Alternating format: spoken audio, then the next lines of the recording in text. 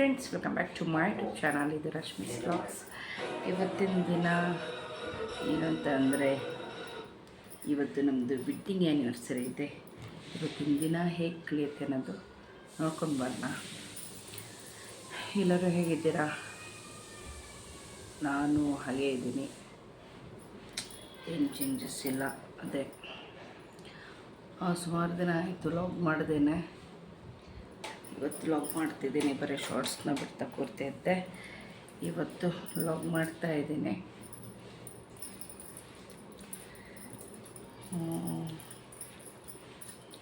ಏನು ಹೇಳೋದಂತಲೇ ಗೊತ್ತಾಗ್ತಾ ಇಲ್ಲ.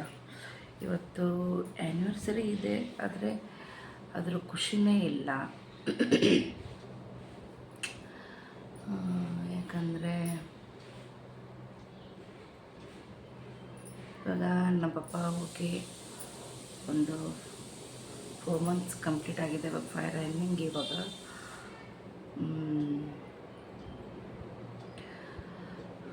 ಯಾವಾಗೂ ನನಗೆ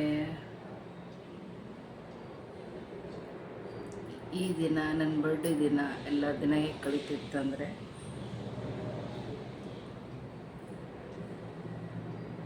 ನಮ್ಮ ಪಪ್ಪ ನನಗೆ ವಿಶ್ ಮಾಡ್ತಾಯಿದ್ರು ಫಸ್ಟು. ಹಾಗೆ ನನ್ನ ದಿನ ಕಳೀತಾ ಇದ್ದಿದ್ದು.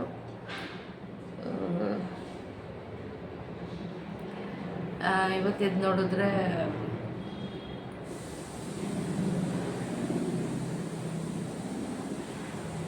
ಪಪ್ಪನ ಫೋನ್ ಬಂದಿಲ್ಲ. ಎದ್ದ ತಕ್ಷಣವೇ ಫೋಟೋ ಕಾಣ್ತು. ಪಪ್ಪನ ಫೋಟೋ ಇಟ್ಕೊಂಡಿದ್ದೀನಿ ನನ್ನ ರೂಮಲ್ಲೇ. ಫೋಟೋ ಕಾಣ್ತು. ಅವ್ರದ್ದು ಫೋನ್ ಬಂದಿಲ್ಲ. ನನಗೆ ತುಂಬ ಬೇಜಾರಾಯಿತು. ಯಾಕಂದರೆ ನನ್ನ ಬರ್ಡೇ ಇರಲಿ, ನನ್ನ ಆ್ಯನಿವರ್ಸರಿ ಇರಲಿ, ಯಾವುದೇ ಇದ್ರೂ ನಮ್ಮ ಪಪ್ಪ ನನಗೆ ಫಸ್ಟ್ ಕಾಲ್ ಮಾಡ್ತಿದ್ರು. ನನ್ನ ನಿನ್ನೆ ಅಂದರೆ ಆ ದಿನ ಹಾಗೆ ಕಳೀತಾ ಇತ್ತು. ನಮ್ಮ ಪಪ್ಪ ಫೋನ್ ಮಾಡಿದ್ಮೇಲೆ ನನ್ನ ದಿನ ಶುರು. ಹಂಗೆ ಇವತ್ತು ನನಗೆ ತುಂಬ ಬೇಜಾರಾಯಿತು.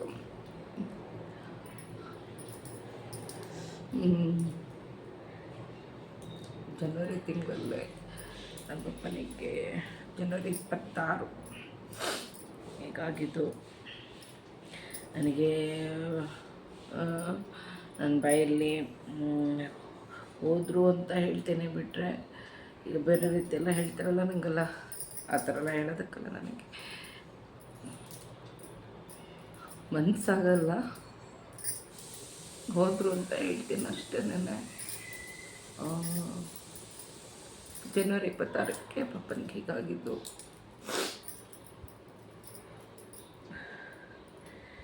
ಏನು ಹೇಳಬೇಕು ನನಗೆ ಗೊತ್ತಾಗ್ತಾ ಇಲ್ಲ. ತುಂಬ ಬೇಜಾರಾಗ್ತದೆ ಇವತ್ತು ನನಗೆ. ಬೆಳಗ್ಗಿಂದಲೂ ನನಗೆ ತುಂಬ ಮನಸ್ಸಿಗೆ ಬೇಜಾರು.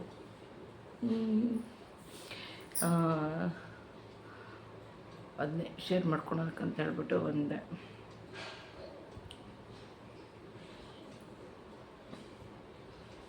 ಪಪ್ಪ ಹೆಂಗೆ ಅಂದರೆ, ತುಂಬ ಚೆನ್ನಾಗಿ ಅಂದರೆ ನನ್ನ ತುಂಬ ಚೆನ್ನಾಗಿ ನೋಡ್ಕೊಂಡಿದ್ದಾರೆ. ಎಲ್ಲ ಅಪ್ಪ ಅಮ್ಮನೂ ಹಾಗೆ ನೋಡ್ತಾರೆ. ಆದರೆ ನನಗೆ ಒಂದು ಕಷ್ಟ ಕೊಡ್ದೇನೆ, ನನಗೇನು ಬೇಕು ಅಂತ ಕೇಳ್ದೇನೆ ಅವ್ರ ಮನಸ್ಸಿಗೆ ಬರುತ್ತೆ. ನನಗೇನು ಬೇಕು ಏನು ಬೇಡ ಅನ್ನೋದು ಅವ್ರಿಗೆ ಗೊತ್ತಾಗುತ್ತೆ.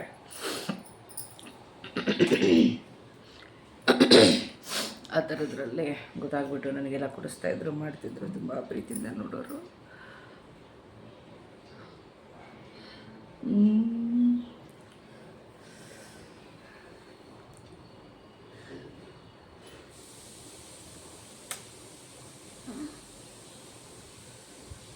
ತುಂಬ ಬೇಜಾರಾಗುತ್ತೆ. ನಾನು ಅವ್ರು ಹೋಗಿದ್ದಾರಂತ ನಾನು ತಿಳ್ಕೊಂಡಿಲ್ಲ. ನಾನು ಹೇಗೆ ಅಂದ್ಕೊಂಡಿದ್ದೀನಿ ಅಂದರೆ, ನಮ್ಮ ಪಪ್ಪ ಇದ್ದಾರೆ, ನಮ್ಮ ಪಪ್ಪ ಒಂದೇ ರೂಮಲ್ಲಿ ಮಲ್ಕಿರ್ತಾರೆ, ಒಂದೇ ಆಚೆ ಹೋಗಿದ್ದಾರೆ ಅನ್ನೋ ಒಂದು ಮೈಂಡ್ಸೆಟ್ಟಲ್ಲಿ ನಾನು ಯಾವಾಗಲೂ ಇರ್ತೀನಿ. ನಾನು ಯಾರ ಹತ್ರ ಎಷ್ಟೇ ಕಾಮಿಡಿ ಮಾಡಲಿ,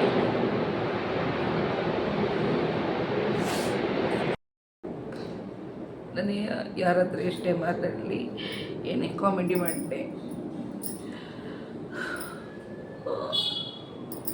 ಮಾತಾಡಿದ ತಕ್ಷಣವೇ ಯಾವಾಗ ಮಾತು ನಿಲ್ಲುತ್ತೋ ಆ ತಕ್ಷಣ ನನಗೆ ತಟ್ಟಂತ ನನಗೆ ನಮ್ಮ ಪಪ್ಪನ ನೆನಪಾಗುತ್ತೆ. ಅದೇನೋ ನಂಗೆ ಗೊತ್ತಿಲ್ಲ. ಎಷ್ಟೇ ಮಾತಾಡ್ತಿರಲಿ, ಎಷ್ಟೇ ಖುಷಿಯಲ್ಲಿರಲಿ, ಎಷ್ಟೇ ನಗಾಡ್ತಿರಲಿ, ಅಂಥ ಟೈಮಲ್ಲೂ ಕೂಡ ನಾನು ತಟ್ಟಂತ ನನಗೆ ನನ್ನ ಮನಸ್ಸಲ್ಲಿ ಏನಾಗ್ತಿದೆ ಅದನ್ನು ನಾನು ನಿಮ್ಮ ಹತ್ರ ಶೇರ್ ಮಾಡ್ಕೊತಿದ್ದೀನಿ ಅಷ್ಟೇ. ಬೇರೆಯವ್ರು ಏನೇನು ಅಂದ್ಕೊಂಡ್ರು ಏನು ಮಾಡ್ಕೊಳಕ್ಕಾಗಲ್ಲ, ಮತ್ತು ನಾನು ಏನು ಅಂದ್ಕೊಳೋದು ಇಲ್ಲ. ಅವ್ರು ಹಣ ಬರೋರು ಹಾಗಾಗಿ ಅಂದ್ಕೊತಾರೆ ಅಂತಲೇ ನಾನು ಅಂದ್ಕೊಳೋದು. ನನ್ನ ಫೀಲಿಂಗ್ಸ್ನ ನಿಮ್ಮ ಹತ್ರ ಶೇರ್ ಮಾಡ್ಕೊತಿದ್ದೀನಿ. ಒಂದು ಕಷ್ಟ ಆಗಲಿ, ಒಂದು ಸುಖ ಆಗಲಿ, ನಮ್ಮ ಅಪ್ಪ ಅಮ್ಮನ ಹತ್ರ ನಾನು ಫಸ್ಟಿಂದನೂ ಶೇರ್ ಮಾಡ್ಕೊತಾ ಇದ್ದಿದ್ದು. ನಮ್ಮ ಅಪ್ಪ ಅಮ್ಮ ನಾನು ಹೆಂಗಿದ್ವಿ ಅಂದರೆ, ನಮಗೊಂದೊಂದು ರೂಮ್ ಇದ್ದರೂ ನಮ್ಮ ಮಲಗೋದಕ್ಕೆ ಹಾಲಲ್ಲೇ ನಮ್ಮಮ್ಮ, ನನ್ನ ಮಗಳು, ನಾನು, ನಮ್ಮ ಪಪ್ಪ ಈ ಥರದ್ರಲ್ಲಿ ಹೀಗೆ ಮಲ್ಕೊತಾ ಇದ್ವಿ.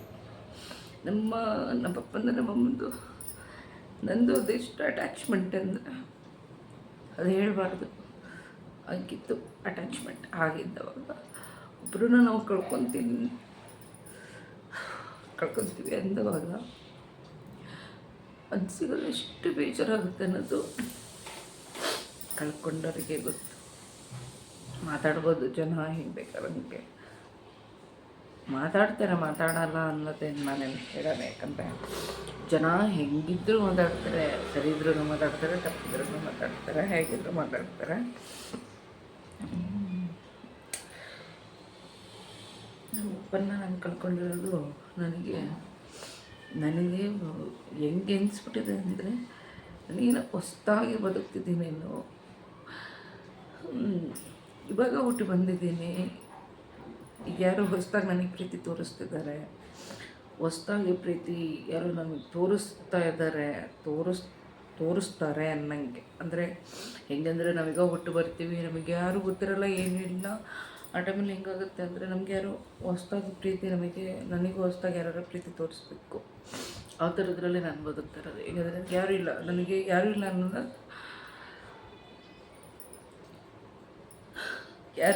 ಒಂದು ಫೀಲ್. ಯಾಕಂದರೆ ಎಷ್ಟೇ ಜನ ಇದ್ದರು ನನ್ನ ಅಪ್ಪ ಬರೆದಿದ್ರೆ ನನಗೆ ಸಾಕಿತ್ತು. ಅಷ್ಟು 10 ಜನದಷ್ಟು ನನಗೆ ನಮ್ಮಪ್ಪ ನನಗೆ ಆ ಥರದ್ರಲ್ಲಿ ಅವ್ರು ನನಗೆ ಇದಿದ್ದು. ಹೇಗೆ ಹೇಳ್ಕೊಳ್ಬೇಕು ನನಗೆ ಅರ್ಥ ಆಗ್ತಿಲ್ಲ, ಏನು ಮಾತಾಡಬೇಕಂತ ನನಗೆ ಅರ್ಥ ಆಗ್ತಿಲ್ಲ. ಇವತ್ತಿನ ದಿನದಲ್ಲಿ ಏನೇ ಮಾಡ್ತಿರಲಿ, ಏನೇ ಬಿಡಲಿ, ಒಂದೊಂದು ಜಾಗದಲ್ಲೂ ಅವ್ರ ನೆನಪಿದೆ. ತುಂಬ ಬೇಜಾರಾಗುತ್ತೆ.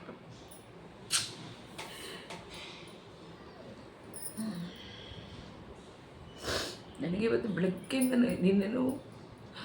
ನಿನ್ನೆ ಮಂಡೇ ಅಲ್ವಾ, ನಿನ್ನೆ ಪೂಜೆ ಮಾಡೋ ಟೈಮಲ್ಲಿ ನನಗೆ ನಮ್ಮ ಪಪ್ಪ ಹೋಗಿರೋದು ಸೋಮವಾರ ದಿನವೇ. ನನಗೆ ನಿನ್ನೆ ಪಪ್ಪನಿಗೆ ಪೂಜೆ ಮಾಡೋ ಟೈಮಲ್ಲಿ ಪೂಜೆ ಮಾಡೋ ಟೈಮಲ್ಲಿ ನನಗೆ ತುಂಬ ಬೇಜಾರಾಯ್ತು. ಸೋಮವಾರ ಬಂದಾಗಲಲ್ಲ ನನಗೆ ಮನಸ್ಸಿಗೆ ತುಂಬ ನೋವಾಗುತ್ತೆ. ಆ ದಿನನೇ ಅವ್ರನ್ನ ನಾನು ಕಳ್ಕೊಂಡಿರೋದು.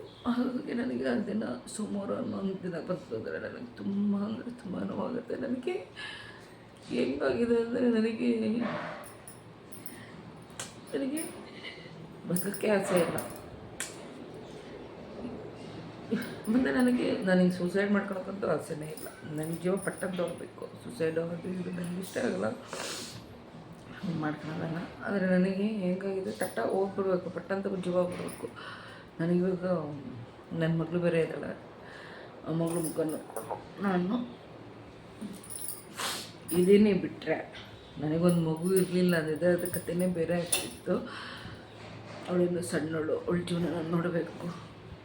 ಅವಳು ಸಣ್ಣವಳು, ಆದರೆ ನನಗೆ ಎಷ್ಟರ ಮಟ್ಟಿಗೆ ಅವಳು ನನಗೆ ಸಪೋರ್ಟ್ ಮಾಡ್ತಾಳೆ ಅಂದರೆ ಅಷ್ಟರ ಮಟ್ಟಿಗೆ ನನಗೆ ಸಪೋರ್ಟ್ ಮಾಡ್ತಾಳೆ. ನಾನು ಅಂದರೆ ಸಾಕು, ನನ್ನ ಮನಸ್ಸು ಯಾವ ಥರ ಅನ್ನೋದು ಅವಳಿಗೆ ತುಂಬ ಚೆನ್ನಾಗಿ ನನ್ನನ್ನು ಅರ್ಥ ಮಾಡ್ಕೊಂಡಿದ್ದಾಳೆ. ನಾನು ಅಂದರೆ ಸಾಕು, ಮಮ್ಮಿ ತಾತನಿಂದ ನೀನು ನೆನಪಿಸ್ಕೊತಿದೆಯಲ್ಲ, ಅದಕ್ಕೆ ನೀನು ಲೊಚ್ಕೊಡ್ತಾ ಇದೆಯಾ, ಸುಮ್ಮನೆ ಮಮ್ಮಿ ತಾತ ಎಲ್ಲೂ ಹೋಗಿಲ್ಲ, ತಾತ ನಮ್ಮ ಜೊತೆನೇ ಇದ್ದಾರೆ, ಎಲ್ಲೂ ಹೋಗಿಲ್ಲ, ನೀನು ಯಾಕೆ ಅಷ್ಟು ಫೀಲ್ ಆಗ್ತೀಯಾ ಅಂತ. ತಟ್ಟೆ ಇಟ್ಕೊಂಡು ಹಾಗೆ ಕೂತ್ರೆ ಅವಾಗ ಅಂತಾಳೆ, ಮಮ್ಮಿ ತಟ್ಟೆ ಹಿಡ್ಕೊಂಡು ಹಾಗೆ ಕೂತಿದೆಯಲ್ಲ, ತಾತ ನಿನಗೆ ತಿನ್ನಿಸ್ಬೇಕು ಅಂತಲೇ ಯಾವಾಗೂ ಆಸೆ ಪಡ್ತಾರೆ. ನೀನು ತಟ್ಟೆ ಹಾಗೆ ಹಿಡ್ಕೊಂಡು ಕೂತ್ರೆ ತಾತನ ಬೇಜಾರಾಗಲ್ವಾ? ನೀವು ಊಟ ಮಾಡಿಲ್ಲ ಅಂದರೆ ತಾತನ ಬೇಜಾರಾಗಲ್ವಾ ಅಂತಾಳೆ. ಏನಂತಾಳಂದರೆ, ಟಿ ವಿಯಲ್ಲಿ ಯಾವ್ದಾದ್ರು ಒಂದು ದುಃಖದ ಸೀನ್ ಬರ್ತಿತ್ತು ಅಂದರೆ ತಟ್ಟಂತ ಹಿಂದೆ ನನ್ನ ಕಡೆ ತಿರುಗ್ತಾಳೆ. ನಾನೇನು ಮಾಡ್ತಿದ್ದೀನಿ, ಅಳ್ತಾ ಇದ್ದೀನೋ ಇಲ್ಲೋ ಅಷ್ಟು ಒಂಥರ ನನ್ನನ್ನು ಅಷ್ಟು ಅಬ್ಸರ್ವ್ ಮಾಡ್ತಾಳವಳು. ಈಗಲೇ ಈ ಏಜಲ್ಲಿ ಅವಳು ಸೆಕೆಂಡ್ ಸ್ಟ್ಯಾಂಡರ್ಡ್ ಇವಾಗ. ಅವಳು ಎಷ್ಟು ಮಟ್ಟಿಗೆ ನನ್ನ ಗಮನಿಸ್ತಾಳೆ ಅಂತ ಹೇಳಿದ್ರೆ ಅಷ್ಟು ಚೆನ್ನಾಗಿ ಅದು ಹೇಳ್ತೀನಲ್ಲ, ಅಂದರೆ ಸಾಕು ಆ ಲೊಚ್ಕೊಡೋದ್ರಲ್ಲೇ ಅವಳು ನನ್ನನ್ನು ತಿಳ್ಕೊತಾಳೆ, ನಾನು ಏನಕ್ಕೆ ಲೊಚ್ಕೊಟ್ಟೆ ಅಂತ ಹೇಳ್ಬಿಟ್ಟು. ಅಷ್ಟು ಸ್ಮಾರ್ಟ್ ಇದ್ದಾಳೆ ಅವಳು ನಿಜವಾಗ್ಲೂ. ಅವಳ ತಾಯಿ ಇದ್ದಂಗೆ ನನ್ನ ಮಗಳು ನನಗೆ ತಾಯಿ ಅವಳು. ಆ ಥರದ್ರಲ್ಲಿ ಅವಳು ನನ್ನ ನೋಡ್ಕೊತಾಳೆ.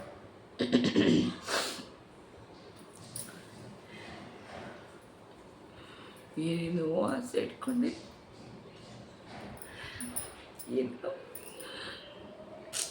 ಎಲ್ಲೋ ಓಪನಾಗಿ ಹೇಳೋಕ್ಕಾಗಲ್ಲ. ಇಲ್ಲಿ ಕರ್ಸ್ಕೊಂಡು ಅಪ್ಪನ ನಾನು ಹೆಂಗೆಗೋ ನೋಡ್ಕೊಳ್ಬೇಕು. ನನ್ನ ಮದುವೆ ಆಗಿ 5 ವರ್ಷದ ಮೇಲೆ ನಮ್ಮ ಪಪ್ಪ ಅಮ್ಮ ನನ್ನ ಗಂಡನ ಮನೆಗೆ ಕಾಲಿಟ್ಟಿದ್ದು. ಅಲ್ಲಿ ತನಕನೂ ಉಳಿದಿಲ್ಲ. ಕಾಲಿಟ್ಟಿದ್ದಾರೆ, ಬಂದರು ಹೋದರು ನನಗೆ ಎದುರು ಬಿಟ್ಟರೆ ಒಂದು ದಿನನೂ ಉಳಿದಿದ್ದಿಲ್ಲ. 5 ವರ್ಷದ ಮೇಲಕ್ಕೆ ಬಂದು ಉಳಿದಿರೋದು ನಮ್ಮ ಪಪ್ಪ ಅಮ್ಮ. ಇಲ್ಲಿ ಕರ್ಸ್ಕೊಂಡು ಬಂದು ಇರಿಸ್ಕೊಂಡು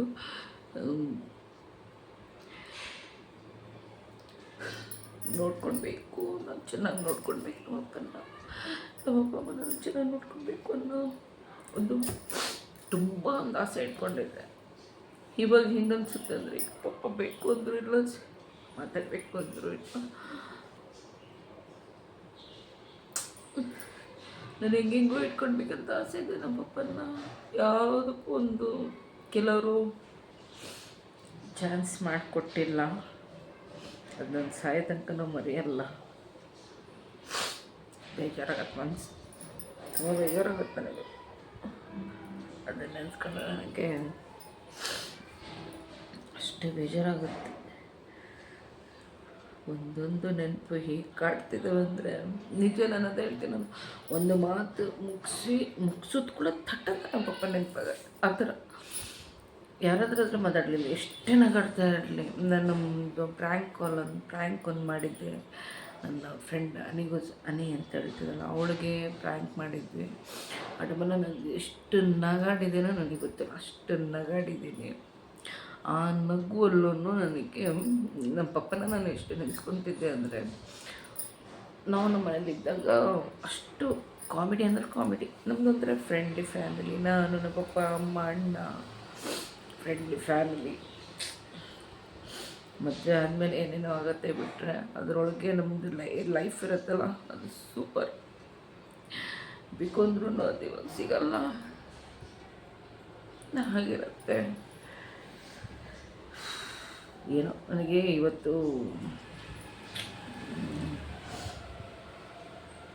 ನಮ್ಮಮ್ಮನ ಹತ್ರ ನಾನೇನು ಹೇಳ್ಕೊಳಕ್ಕಾಗಲ್ಲ, ಯಾಕಂದರೆ ಅವರೇ ಮೊದಲೇ ನೊಂದಿರ್ತಾರೆ. ನಾನು ಇನ್ನು ಯಾರ ಹತ್ರ ಹಂಗೆಲ್ಲ ಶೇರ್ ಮಾಡಲ್ಲ, ಮಾಡಿದ್ರು ತೀರ ಡೀಪಾಗಿಲ್ಲ. ನನಗೆ ಈಗ ಹೆಂಗಾಗಿದೆ ಅಂದರೆ, ಯೂಟ್ಯೂಬ್ ಹೇಗೆ ಅಂದರೆ ನನಗೆ ನನ್ನ ಫ್ಯಾಮಿಲಿ, ನನ್ನವರು ಏನೋ ಒಂಥರ ಆ ಥರ ಭಾವನೆಯಲ್ಲಿ ನಾನಿದ್ದೀನಿ ಇವಾಗ. ಏನೇ ಇದ್ರೂ ನಾನು ಯೂಟ್ಯೂಬಲ್ಲಿ ಹೇಳ್ಕೊಳ್ಬೇಕು ಅಂತ ಹೇಳ್ಬಿಟ್ಟು ನನ್ನ ಮನಸ್ಸಿಗೆ ಅನಿಸ್ತಾ ಇರುತ್ತೆ. ಹಂಗಾಗಿ ನಾನೇನೋ ಒಂದು ವಿಚಾರ ಹೀಗೆ ಶೇರ್ ಮಾಡ್ಕೊಳ್ಬೇಕು ಅಂತ ಹೇಳ್ಬಿಟ್ಟು ನನಗೆ ಮನಸ್ಸಾಯಿತು.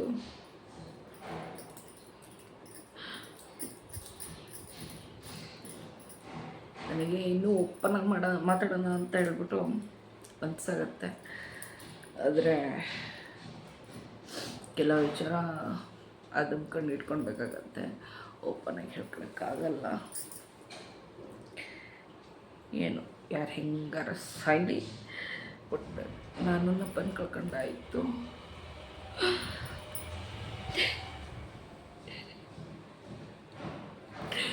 ಬೇಕು ಅಂದರೆ ಸಿಗಲ್ಲ, ಮಾತಾಡಬೇಕು ಅಂದ್ರೂ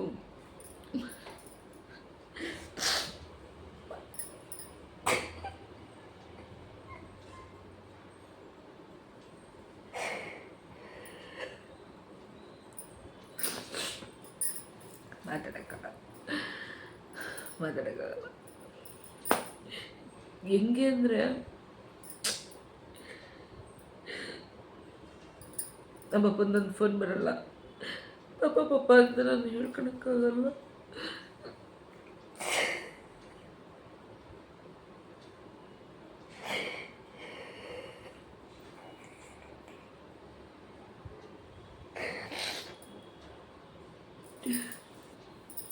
ಅಕ್ಕಪಕ್ಕ ಕೂತ್ಕೊಂಡು ತಮಾಷೆ ಮಾಡೋದಕ್ಕಾಗಲ್ಲ.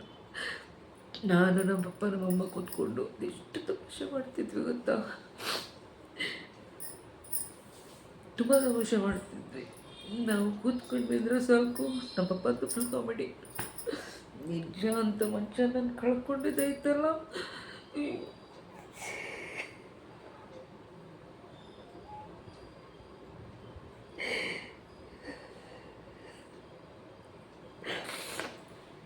ನಮ್ಗಾದ್ರೂ ಯಾಕೆ ಸಾವು ಬರಲ್ಲ ಅನಿಸುತ್ತೆ. ಅಷ್ಟರ ಮಟ್ಟಿಗೆ ನನ್ನ ಮನಸ್ಸೇ ಸರಿ ಇಲ್ಲ, ನಾನೇ ಸರಿ ಇಲ್ಲ ಇವಾಗ. ನನ್ನ ನಂತರ ಮೆಂಟ್ಲಾಗ್ಬಿಟ್ಟಿದ್ದೀನಿ. ಏನು ಹೇಳ್ಕೊಳ್ಬೇಕು ನನಗೆ ಅರ್ಥ ಆಗ್ತಿಲ್ಲ ನಮ್ಮ ಜೀವನದಲ್ಲಿ. ಹಂಗಿದ್ವಿ ನನ್ನ ಕನಸಲ್ಲೂ ಈಗ ಕೂತ್ಕೊಂಡಾಗಲೂ ಸುಮ್ಮನೆ ನನ್ನ ಮನಸ್ಸಿಗೆ ನಾವು ಮಾತಾಡೋದೇ ನನ್ನ ತಲೆಗೆ ಬರ್ತಾರತ್ತೆ. ನಾನು ಅಮ್ಮ ಪಪ್ಪ, ನಾನು ಊರಿಗೆ ಹೋದೆ ಅಂದರೆ ಸಾಕು, ನಮ್ಮಮ್ಮ ಎಲ್ಲ ಕೆಲಸ ಮುಗಿಸ್ಕೊಂಡವ್ರು. ನಮ್ಮ ಪಪ್ಪ ಮುಂದ್ಗಡೆ ಕೂತ್ಕೊಂಡು ದಿವಾನ್ ಕೊಟ್ಟ ಮೇಲೆ ಕೂತ್ಕೊಂಡು ನಾನು ನಮ್ಮ ಪಪ್ಪ ನಮ್ಮಮ್ಮ ಮೂವರು ಅರಟೆ ಹೊಡೆಯೋರು, ತಮಾಷೆ ಮಾಡ್ಕೊತಾರೆ. ಅದು ಅದೆಷ್ಟು ತಮಾಷೆ ಮಾಡ್ತಿದ್ದೋ ಗೊತ್ತಿಲ್ಲ, ಅಷ್ಟು ತಮಾಷೆ ಮಾಡ್ತೀವಿ.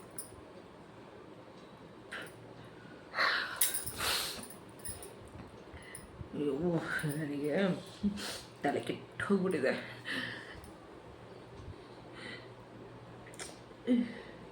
ದೇವ್ರು ನನಗೆ ತುಂಬ ಮೋಸ ಮಾಡ್ದ. ನನ್ನ ದೇವ್ರನ್ನ ಎಷ್ಟು ನಂಬ್ತಿದ್ದೆ ಅಂದರೆ ನಿಜವಾಗ್ಲೂ ತುಂಬ ದೇವ್ರನ್ನ ನಂಬ್ತಿದ್ದೆ. ನನಗೆ ನಮ್ಮಪ್ಪನಿಗೆ ಹುಷಾರಿಲ್ಲ ಅಂದ್ರೂ, ನಮ್ಮಪ್ಪನಿಗೆ ಸ್ಟ್ರೋಕ್ ಆಗಿತ್ತು. ಹುಷಾರಿಲ್ಲ ಅಂದರೂ ಒಂದು 7 years ಆಯಿತು ಸ್ಟ್ರೋಕ್ ಆಗಿ. ಅವರೆಷ್ಟು ಫಿಟ್ಟಾಗಿದ್ರು ಅಂದರೆ ಆದ್ರೂ ನನಗೆ ನಿಜವಾಗ್ಲೂ ಅವ್ರಿಗೆ ಎಷ್ಟು ಬೇಗ ಹೀಗಾಗತ್ತೆ ಅಂತ ಹೇಳ್ಬಿಟ್ಟೆ. ನಾನು ದೇವ್ರನ್ನೇ ಅಂದ್ಕೊಂಡಿರಲಿಲ್ಲ. ನನ್ನ ಜೊತೆ ಸುಮಾರು ವರ್ಷ ಇರ್ತಾರೆ. ನಾನು ಹೆಂಗೋ ನೋಡ್ಕೊಳ್ಬೇಕು, ನಾನು ಏನೇನೋ ಮಾಡ್ತಾಯಿದ್ದೀನಿ, ಅದರಲ್ಲಿ ನಾನು ಸಕ್ಸಸ್ಫುಲ್ ನಾನು ತೊಗೊಂಡು ಒಬ್ಬನ ನಾನು ಹೆಂಗೋ ನೋಡ್ಕೊಳ್ಬೇಕು ಮನಸ್ಸಲ್ಲಿ ತುಂಬ ಆಸೆ ಇಟ್ಕೊಂಡಿದ್ದೆ.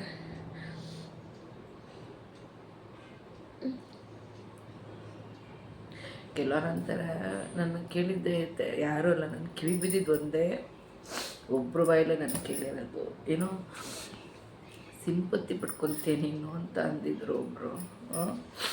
ಸಿಂಪತ್ತಿ ಪಡ್ಕೊತೀನಿ ಅಂತಾರೆ.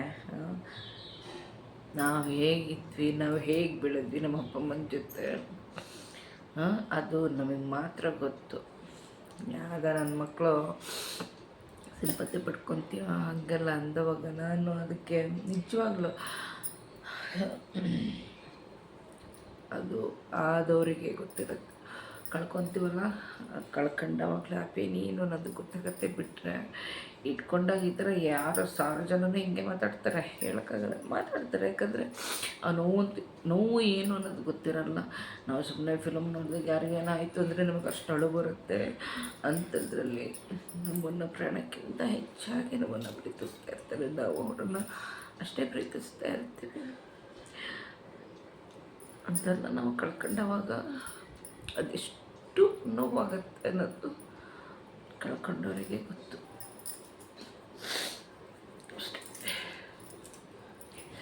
ನಿಮ್ಮ ಮನಸ್ಸಿಗೆ ನಾನು ಇದೆಲ್ಲ ಹೇಳ್ಕೊಂಡು ನಿಮ್ಮ ಮನಸ್ಸಿಗೆ ನಾನು ನೋವು ಮಾಡ್ಬಿಟ್ಟಿದ್ದಿದ್ರೆ ದಯವಿಟ್ಟು ಕ್ಷಮೆ ಇರಲಿ. ಯಾಕಂದರೆ ಹೇಳಿದ್ನಲ್ಲ, ನನಗೆ ಯಾಕೋ ಯೂಟ್ಯೂಬ್ ನನ್ನ ಫ್ಯಾಮಿಲಿ ನನಗಾಗ್ಬಿಟ್ಟಿದೆ. ನನ್ನ ಗಂಡ ನನಗೆ ಬೈತಾ ಇರ್ತಾರೆ, ಅದೇನು ಯೂಟ್ಯೂಬ್ ಅಂತ ಸಾಯ್ತಾ ಇರ್ತೀನಿ ನೀನು ಅಂತ ಹೇಳ್ಕೊಂಡು. ಅದೇನೋ ನಾನು ಹಾಗಾಗ್ಬಿಟ್ಟಿದ್ದೀನಿ. ನಿಮಗೆ ಯೂಟ್ಯೂಬ್ ಅಂದರೆ ಹಂಗೆ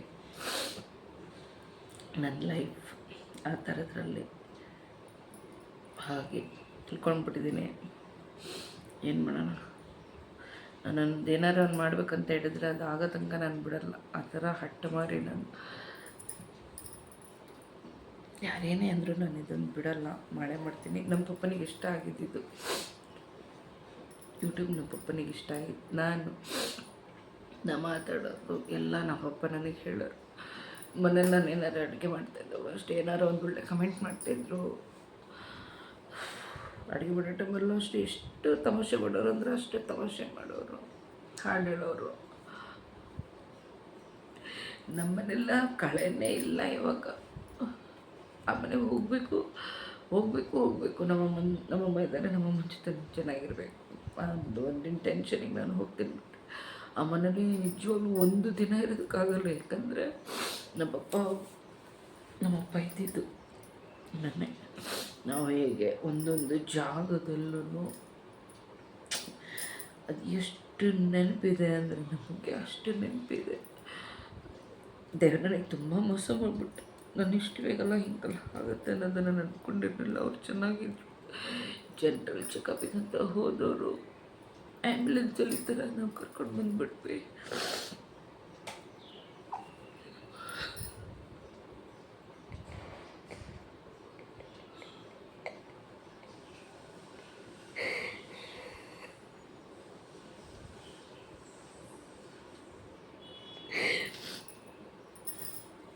ತುಂಬ ಬೇಜಾರಾಗುತ್ತೆ. ಅಪ್ಪ ಮಕ್ಕಳದ್ದು ಬಾಂಡಿಂಗ್ ಇರುತ್ತಲ್ಲ, ಅಪ್ಪ ಮಗಳು ಬಾಂಡ್ ಹಾಗಿರುತ್ತೆ ಆ ಬಾಂಡಿಂಗ್. ದೇವ್ರು ನಿಜವಾಗ್ಲೂ ನನ್ನ ದಿನಾನು ಒಂದು ದೇವ್ರಿಗೆ ನಾನು ಬೇಕು ಅಂತೀನಿ. ನನ್ನ ಪಪ್ಪನ ಕಿತ್ಕೊಂಡಲ್ಲ ನೀನು. ಎಷ್ಟು ಮೋಸ ಮಾಡಿದೆ ನನಗೆ. ನನ್ನ ಲೈಫಲ್ಲಂತೂ ಮೋಸ ಮಾಡಾಗೆ ಹೋಯ್ತು ದೇವರು. ನನ್ನ ಲೈಫಿಗೆ ಕೂಡಿಸಿಟ್ಟಿದ್ದಾನೆ.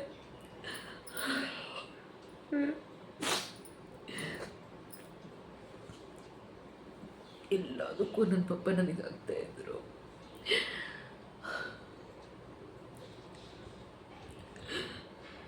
ನನಗೆ ಪ್ರೀತಿಸ್ತಾ ಇದ್ದಿದ್ದು ಒಂದು 2 ಜೀವ. ನನಗೆ ಚೆನ್ನಾಗಿ ನನಗೆ ಪ್ರೀತಿಸ್ತಿದ್ದೆ ಪಪ್ಪ. ಆದರೆ ನನ್ನ ಪಪ್ಪನ ಕಿತ್ಕೊಂಡ್ಬಿಟ್ಟ ಆ ದೇವರೇ ಇಲ್ಲ. ನಿಜವಾಗ್ಲೂ ದೇವರೇ ಇಲ್ಲ.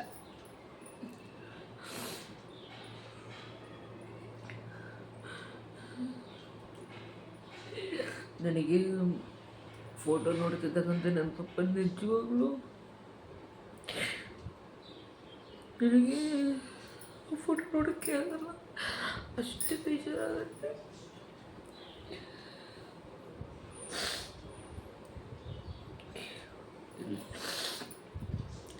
ಸಾರಿ ಫ್ರೆಂಡ್ಸ್, ನಾನು ಹೇಳ್ಕೊಂಡೆ. ನನ್ನ ಮನಸ್ಸಲ್ಲಿ ಏನಾಗ್ತಿತ್ತು ನಾನು ಅದನ್ನು ನಿಮ್ಮ ಹತ್ರ ಅದನ್ನು ಶೇರ್ ಮಾಡ್ಕೊಂಡಿದ್ದೇನೆ. ತಪ್ಪಾಗಿದ್ದರೆ ದಯವಿಟ್ಟು ಕ್ಷಮೆ ಇರಲಿ.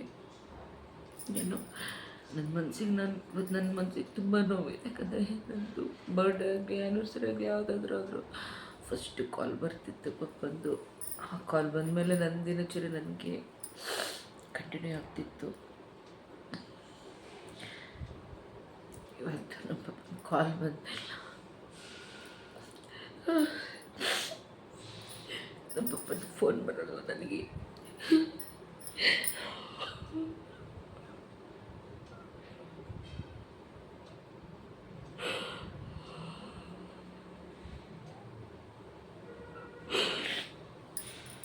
ನಿಮ್ಮ ಪಪ್ಪನ ಒಂದಿನ ಫೋನ್ ಬಂದಿಲ್ಲ ಅಂದರೆ ನನಗೆ ತಲೆ ಕೆಟ್ಟು ಹೋಗ್ತಿತ್ತು.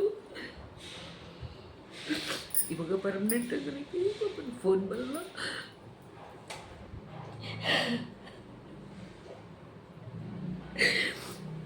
ಎಷ್ಟು ಬೇಜಾರಾಗುತ್ತೆ ಅಂದರೆ ನಿಜ, ನನಗೆ ಅಷ್ಟು ಬೇಜಾರಾಗುತ್ತೆ. ನನಗೆ ಹೆಂಗೆ ಹೇಳ್ಕೊಡ್ಬೇಕಂತ ನನಗೆ ಗೊತ್ತಾಗ್ತಿಲ್ಲ.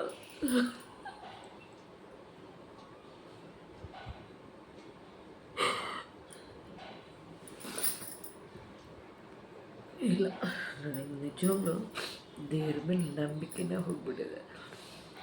ದೇವ್ರು ಹೆಂಗೆ ಗೊತ್ತಾ, ಒಳ್ಳೆ ಜನನ್ನ ಬೇಗ ಕಿತ್ಕೊಂಡು ಬಿಡ್ತಾನೆ. ಅಡ್ಬಿಟ್ರೆ ಕೆಲಸ ಮಾಡ್ತಿರ್ತಾರಲ್ಲ ಅಂತ ನನ್ನ ಮಕ್ಕಳನ್ನ ಕಿತ್ಕೊಳಲ್ಲ. ಒಳ್ಳೆ ಜನನ ಮಾತ್ರ ದೇವ್ರು ಕಿತ್ಕೊತಾನೆ. ಅವನೊಬ್ಬ ದೇವ್ರ, ನಿಜವಾಗ್ಲೂ ದೇವರೇ ಅಲ್ಲ ಅವನು. ನಾನು ಅದಕ್ಕೆ ನೆಟ್ಟಿಗೆ ಪೂಜೆನೂ ಮಾಡಲ್ಲ, ನೀನು ಮಾಡಲ್ಲ. ಇವತ್ತೇನೋ ಆ್ಯನಿವರ್ಸರಿ ಇದೆ. ಇನ್ನು ನನ್ನ ಗಂಡ ಇವತ್ತು ರಾತ್ರಿ ದೇವಸ್ಥಾನ ಕರ್ಕೊಂಡು ಹೋಗ್ತಾರೆ, ಒಟ್ಟು ಹೋಗೋದು ಅಷ್ಟೇ. ಹೋಗಿ ಬರೋದು, ಊಟ ಮಾಡ್ಕೊಳ್ಳೋದು, ಬರೋದು ಅಷ್ಟೇ. ಯಾವ ದೇವರು ಇಲ್ಲ, ಯಾವ ಮಣ್ಣು ಇಲ್ಲ. ನಮ್ಮ ಅಪ್ಪ ಅಮ್ಮನೇ ನಮಗೆ ದೇವರು ಬಿಟ್ಟರೆ ಈ ಯಾವ ದೇವರು ಇಲ್ಲ. ಹೇಳಿದ್ನಲ್ಲ, ಒಳ್ಳೆ ಕಾಲನೇ ಇಲ್ಲ. ಮತ್ತು ನಾನು ಸಂಜೆ ಸಿಗ್ತೀನಿ ಫ್ರೆಂಡ್ಸ್, ನನಗೆ ಆಗ್ತಾನೇ ಇಲ್ಲ.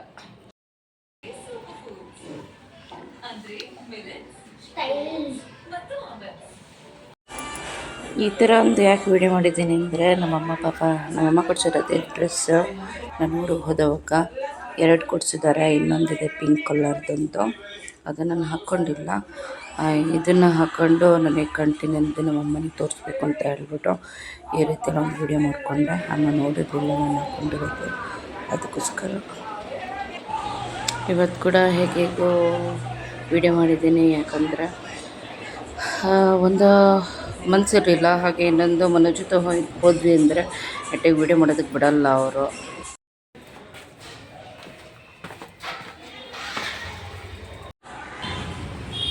ದೇವಸ್ಥಾನ ಹತ್ರ ಬಂದ್ವಿ ಇವಾಗ. ಆದರೆ ದೇವಸ್ಥಾನಕ್ಕೆ ಹೋಗ್ಬಿಟ್ಟು ಅಲ್ಲೇ ಒಂದು ಫ್ರೈಡ್ ರೈಸ್ ಒಂದು ತಿನ್ಕೊಂಡು ಬಂದ್ವಿ. ಹಾಗೆ ಅಮ್ಮ ಚಪಾತಿ ತಿಂತೀನಿ.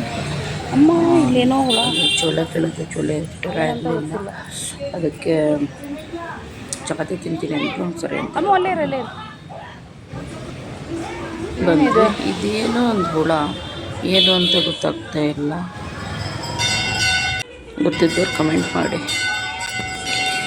ಏನು ಮಾಡೋಕ್ಕೆ ಮನಸ್ಸಿರಲಿಲ್ಲ, ಹಾಗೆ ಸುಮ್ಮನೆ ಹೀಗೆ ಮಾಡಿಬಿಟ್ಟು ಹಾಗೆ ಬಿಟ್ಟಿದ್ದೀನಿ. ಏನು ಹೇಳೋದು, ಏನೋ ಮನಸ್ಸಿಗೆ ಭಾರಿ ಬೇಜಾರು.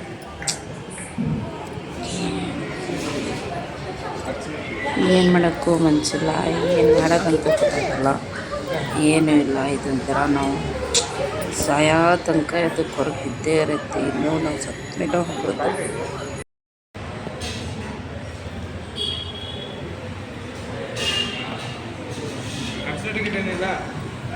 ಜಾಗ ಇದ್ರೂ ಇಲ್ಲೇ ನಿವಸಿತಾನು. नागलाम्बिका नाम्यः रश्मि नाम्यः गान्वी नाम्यः मनोजस्य सुमति नाम्यः सः कुटुम्बवर्गस्य क्षेमस्थैर्यधैर्यवीरविजयावारोग्यैश्वर्यावृद्ध्यर्थं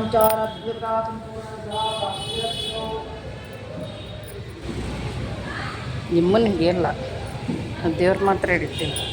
ಈ ಲೆಕ್ಕಕ್ಕೆ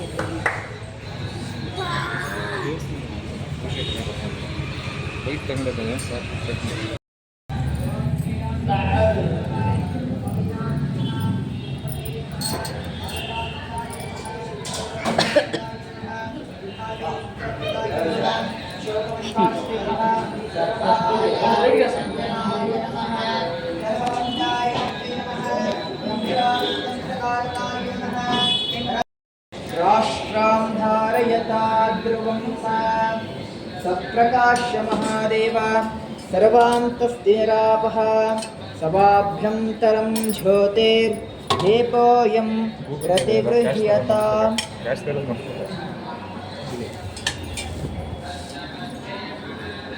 सकल इष्टा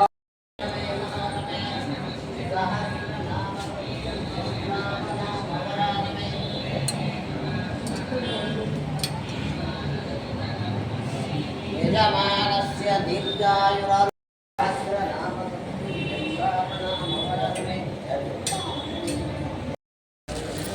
ಆಯ್ತಾ?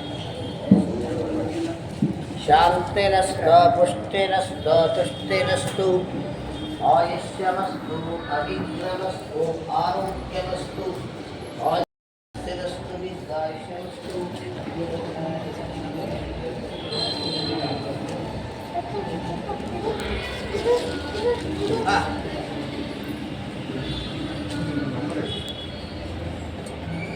आಯ್ತಾ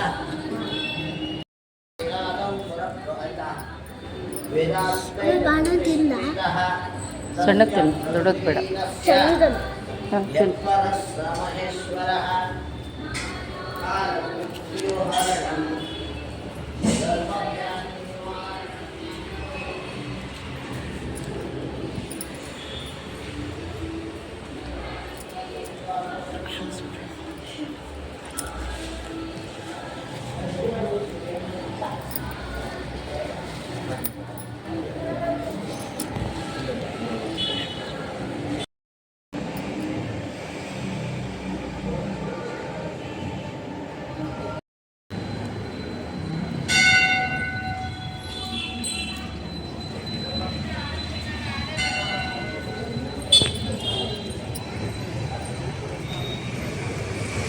ಎಲ್ಲ ಹೋಯ್ತು.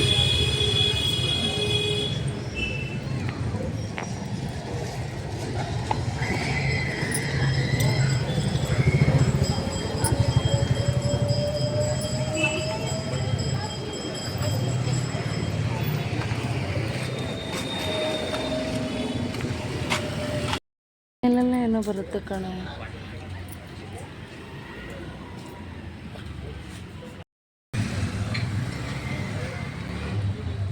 ಈ ಕಡೆ ಬಾ, ಏನು ಕಾಣಲ್ಲ.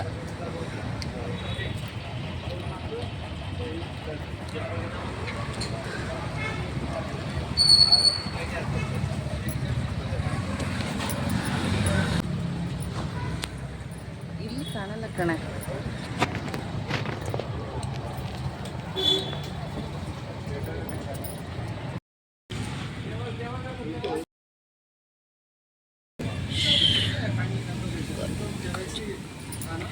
ಚಿಲ್ಲಿ ಗಾರ್ಲಿಕ್ ಫ್ರೈಡ್ ರೈಸ್, ಹಾಗೆ ನನಗೆ ರೋಸ್ ಬೇಕಂತ ನಾನೇ ಬಾಯ್ಬಿಟ್ಟು ಕೇಳಿದೆ. ಹೂ ಕೊಡಿಸ್ರಿ ಅಂದೆ, ಕೊಡಿಸ್ಬಿಟ್ಟು ಹೋದ್ರಿ ಇವಾಗಷ್ಟೇ.